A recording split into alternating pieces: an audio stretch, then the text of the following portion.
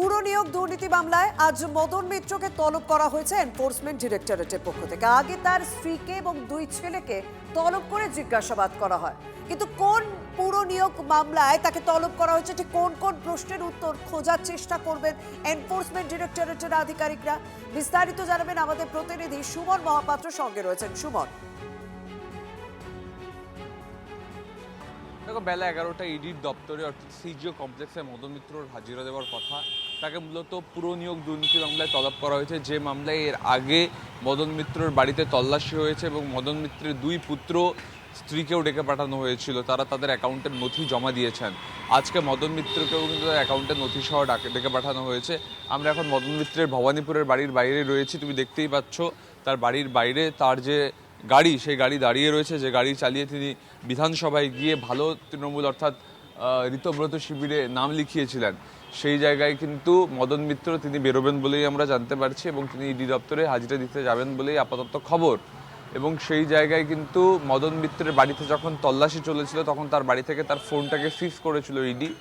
এরপরে তার ছেলেদের ডেকে পাঠানো হয়। সেক্ষেত্রে আজকেও কিন্তু নথি সহ মদন মিত্রকে তলব করা হয়েছে এবং গেলে তাকে কিন্তু বিভিন্ন পুরসভায়, কামারহাটি পুরসভা তো বটেই, এছাড়াও অন্যান্য পুরসভায় এই যে নিয়োগ দুর্নীতি হয়েছে সেই দুর্নীতি মামলায় গুরুত্বপূর্ণ প্রশ্নের সম্মুখীন হতে হবে।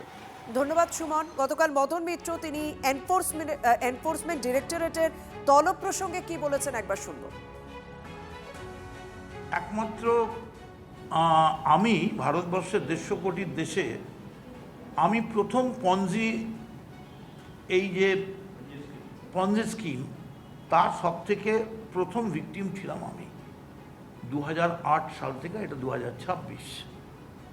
আমার জীবনের অনেকগুলো দিন, কয়েক বছর সময় আমার জীবনের খাতা থেকে ছিঁড়ে নেওয়া হয়েছে। কিন্তু আপনি যদি জিজ্ঞেস করেন কালকে আমায় ডেকেছে, আমি যাব না? নিশ্চয়ই যাব। আমার বিরুদ্ধে অভিযোগ, দিল্লির এজেন্সি ডেকেছে, আমি যাব। যা যা জিজ্ঞেস করবেন যতটা সম্ভব সত্যকে আমার যতটা সত্য আমি জানি আমি সেটা বলবো এবং সমস্ত রকম আমি সহযোগিতা করব। যে যা কর্ম করেছে তার ফল ভোগ করতে হবে। উনি যদি অন্যায় না করে থাকেন ভয়ের কোনো কারণ নেই। আর এই যে অপরিসীম দুর্নীতি পশ্চিমবাংলায় রন্ধ্রে রন্ধ্রে, তার মধ্যে যে যুক্ত থাকবে সবাইকে বিচারের সামনে আসতে হবে।